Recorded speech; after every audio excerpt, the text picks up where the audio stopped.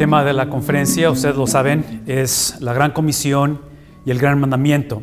La base de estos imperativos, la base de estos mandamientos, no es necesariamente la necesidad que hay por el evangelismo o el discipulado, lo cual es real y es necesario porque hay un mundo que necesita de este evangelio. No es la necesidad porque necesitamos movilizar a la iglesia, hombres y mujeres a través de las edades que han ido, que han dado e invertido. Pero la base de esto es precisamente el objeto, que es Cristo.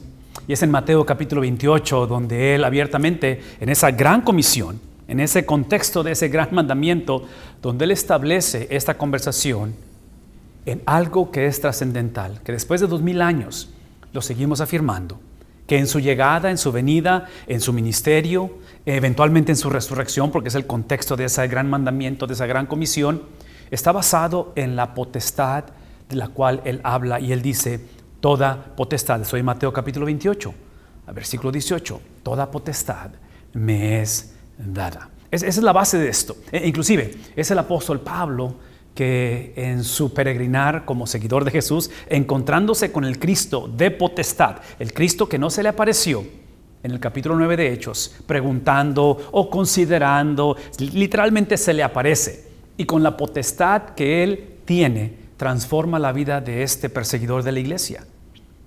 Y el resto lo conocemos, ¿no es cierto? Precisamente una de sus cartas donde él escribe a raíz de que se encuentra con el Cristo de potestad, que él empieza a delinear a una iglesia que él amaba, una iglesia de la cual, estoy hablando de Pablo, una iglesia de la cual él sentía un amor especial. Estoy hablando de los filipenses. Es en el capítulo 2 donde él, después de un capítulo, el primer capítulo, donde él describe precisamente esa potestad en la cual crea un contexto, donde él concluye el capítulo 1 de Filipenses diciendo, en ese contexto que parece que él no tiene potestad, parece que Cristo ha perdido la batalla, Pablo simplemente dice, desde un contexto otra vez de encarcelamiento, porque Filipenses es una carta de prisión, donde él va a decir que para mí el vivir es Cristo y el morir es ganancia. Esa es, de cierta manera, la encarnación de esa potestad. Y hablando a la iglesia, dice en el capítulo 2, en el versículo 1, por lo tanto, después de todo lo que él ha descrito, de este contexto de autoridad, de potestad, dice él, hablando a la iglesia, si sienten algún estímulo,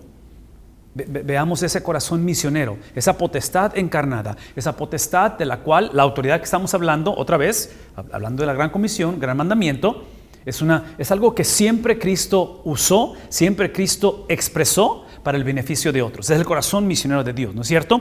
Dice él, si sienten algún estímulo en su unión con Cristo.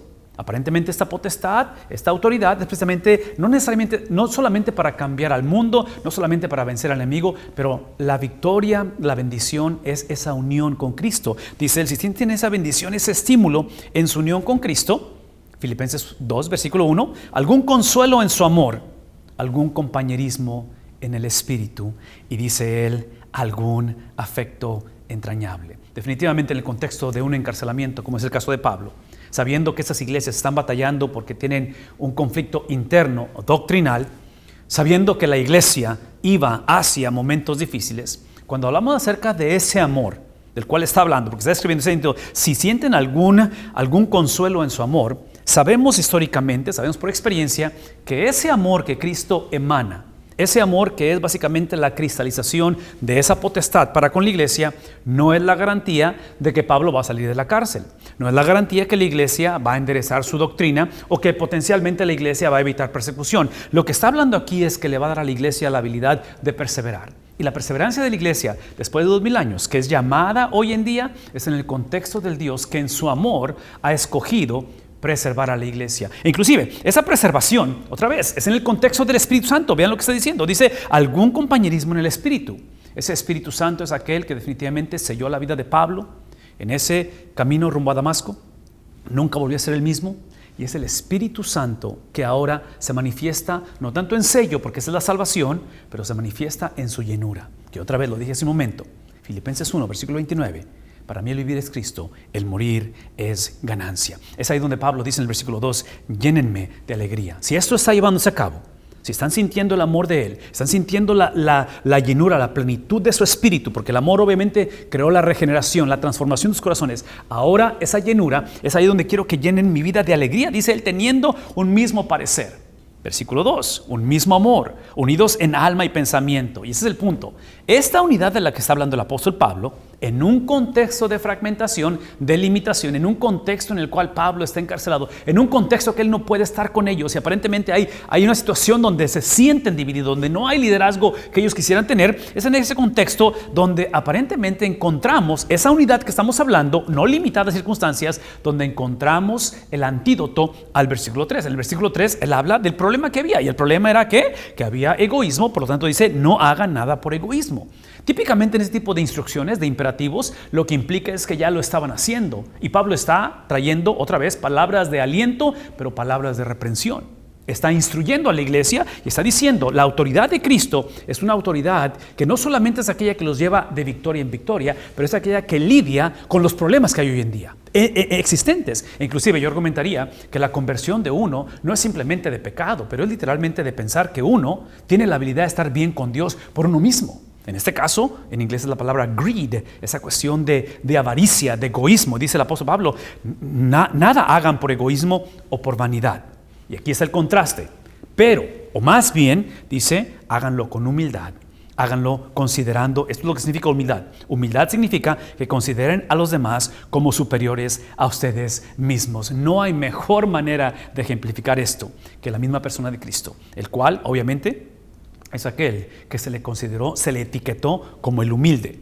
Isaías 53 habla acerca del siervo sufriente, habla del varón de dolores, habla de aquel que iba a aplastar la cabeza de la serpiente y en el proceso iba a ser herido por la simiente de la serpiente en el calcañar. Habla acerca de una vida en la cual obviamente él se entrega por nosotros. Versículo 4, cada uno, observen lo que dice, hablando de esa experiencia, cada uno debe velar. Esta es la expresión del considerar a otros superiores a uno. Velen, intencionalidad, no es accidental, no es circunstancial, no es si es conveniente. Pablo está hablando desde un contexto demasiado fuera de lo convencional, en un contexto en el cual el mensaje es claro. Yo estoy tras las rejas, estoy encarcelado, el evangelio no está encarcelado.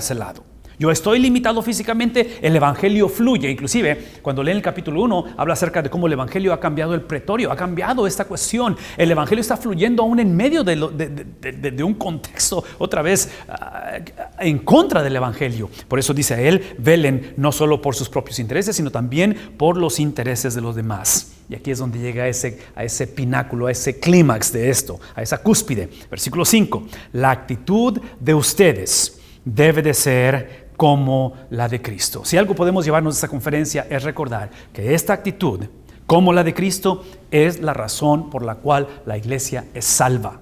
Es la razón por la cual tenemos este mandamiento, tenemos esta gran comisión. Es la actitud de Cristo. Somos salvos para caminar en similitud a Cristo en este momento. Es obvio que la actitud de Cristo, cuando hablamos de su actitud, tanto en pensamiento como comportamiento, lo que ha creado este Cristo, esta autoridad, esta potestad, es que somos llamados a ejercerla en un contexto en medio de dos eras, donde Cristo ya vino por primera vez, pero viene por segunda vez. ¿Qué implica ello? Que estamos en esa cuestión de que ya somos salvos, pero no hemos sido glorificados, de que su reino ha sido establecido, pero no ha sido consumado. Entonces, ¿qué hacemos en medio de todo ello? Lo que hacemos, tomamos la actitud de Cristo. La actitud de Cristo es la que Él vivió y experimentó literalmente en una vida sometida a la palabra de Dios por 33 años. Ese viernes nosotros le imputamos, le transferimos, le acreditamos nuestro pecado. Pablo dice que el que no conoció pecado, por nosotros se hizo pecado. Pero ese domingo, saliendo de esa tumba, como producto de su actitud por 33 años, su perfección en obediencia le da la garantía de salir triunfante. Cuando sale victorioso de la tumba es para transferirnos su actitud. Es para que la iglesia, en una conferencia como esta, en un tiempo como este, recordemos que la bendición es Cristo, su actitud, su sentir y su pensar. Dios permita que a través de las palabras de este gran apóstol, de este predicador llamado Pablo, nos permita a nosotros ejercer en un contexto de comunidad la actitud de Cristo y de esa manera poder ejercer la gran comisión y el gran mandamiento. Que el Señor les bendiga.